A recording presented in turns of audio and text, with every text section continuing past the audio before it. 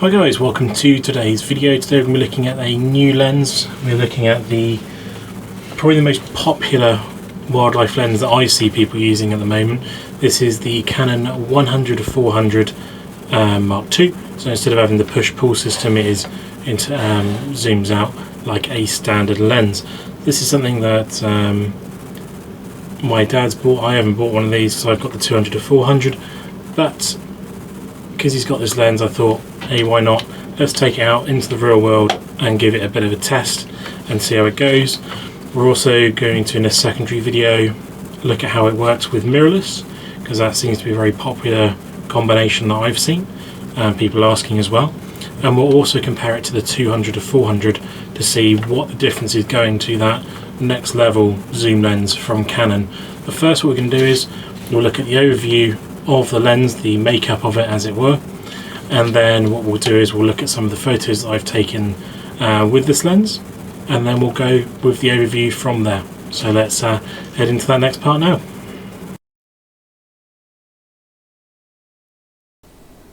Okay, so here we have the 100-400mm lens in all its glory here. So the lens construction itself, we have 21 elements in 16 groups, and there are 9 diaphragm blades within here. You've got closest focal distance is 0.98 meters, and obviously it goes up to 4 times, and it has 4 stops of image stabilization. But physically looking at the lens itself, you've got one of the newer lens hoods here, so it's got a button to actually release on here, and then you actually as well have a little sliding open door. Now what this is for is if you have a adjustable filter, what you can do is you can open the door and adjust it there rather than having to remove the whole lens hood. But you remove that here, you have a very compact lens for what the size of this is. So as I say, it goes from 100 all the way up to, if I drop it here, all the way up to 400, and it does extend outwards, which is very common for most lenses, not an internal zoom, whereas the lens would actually physically obviously have to be this long from the start. So you've got that ring here. You've also got the next ring along. Now what you do to here is you adjust it down or up, and that goes, is it smooth or is it a tight motion when you're moving here. Now what I found is when you have it on smooth, if you're walking around with a sling, the lens can creep open. So what I have to do is I tend to have it more on tight, so all the way around here, and then it's a little bit harder for it to move on its own. Moving back here, you have the manual focus ring. You should never really need to use that with this kind of lens.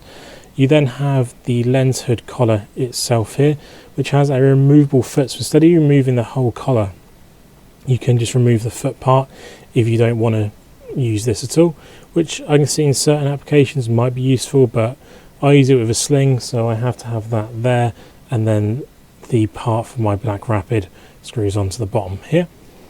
And then at the back you have your focusing distance stuff here, so you have 4, which would be the 0.98 meters all the way for infinite, or you can do to 3 meters to infinite if you know you're going to be shooting out that far and you don't want to have the lens hunt as much.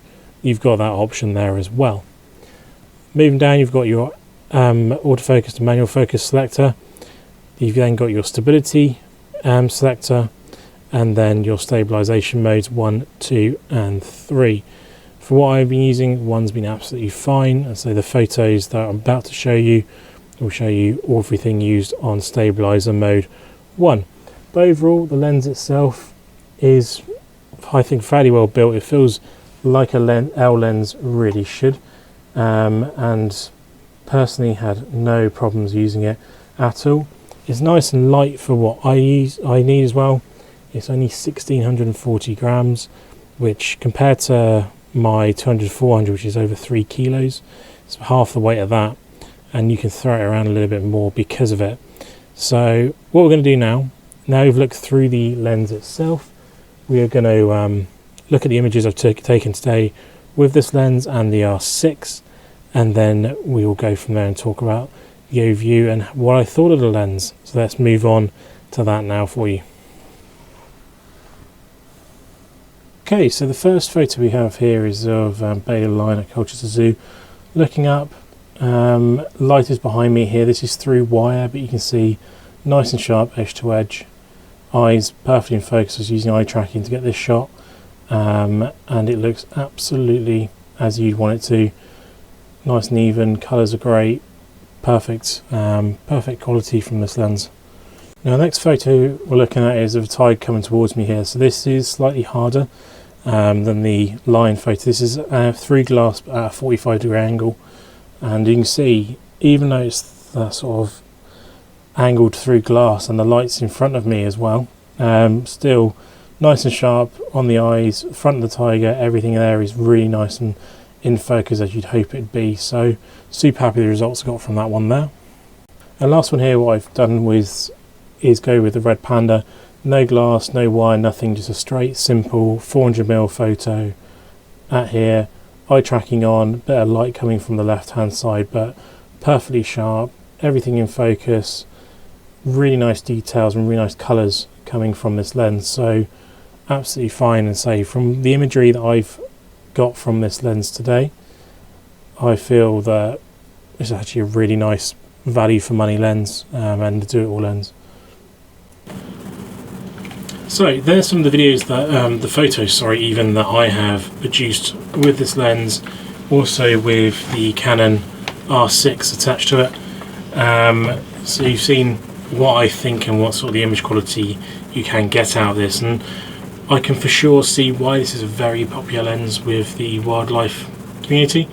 It's nice, light, compact, it's hand holdable, you've got a great zoom range, lots of features, a super sharp lens, and for the money these are coming out at now is a very good offering, and it does work so far as I can see so far incredibly well with the mirrorless options as well. Should you get one? I think if you're looking for a do-it-all kind of lens, yes, for sure.